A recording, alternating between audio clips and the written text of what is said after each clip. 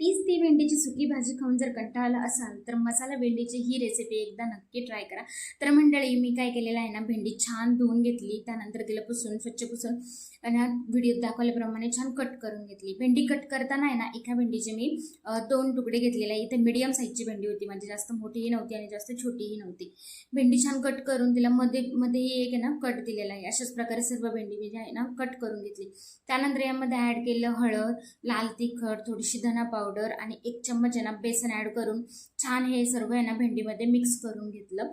हे मिक्स झाल्यानंतर मी कढईमध्ये थोडंसं तेल घेऊन त्यामध्ये ना हे सगळं टाकून एक 5-1 मिनिट आहे ना छान परतून दिलं। या प्रकारे भेंडी केली ना तर ती चिकट होत नाही।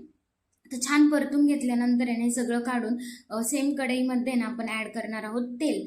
त्यानंतर याने यामध्ये आपल्याला तेल छान तापल्यानंतर मोहरी ॲड करायची। मोहरी छान तडतडू द्यायची आणि त्यानंतर ना जो एक बारीक चिरलेला कांदा जो आहे तो ॲड केलेला आहे। कांद्याची पेस्टही टाकू शकता।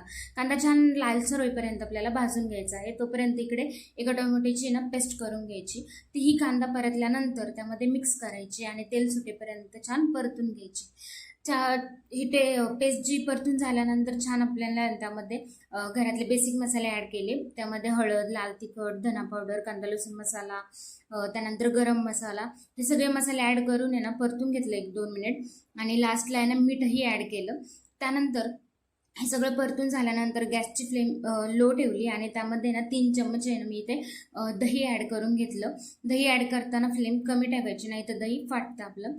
त्यानंतर छान मी ना भेंडीची परतलेली आहे ती आपली यामध्ये आपल्याला मिक्स करून घ्यायची आणि 5-1 मिनिट आहे ना ही भेंडी शिजवून द्यायची। छान आपली ना ही भेंडी तयार होते आणि खूप चवीलाही खूप अप्रतिम लागते।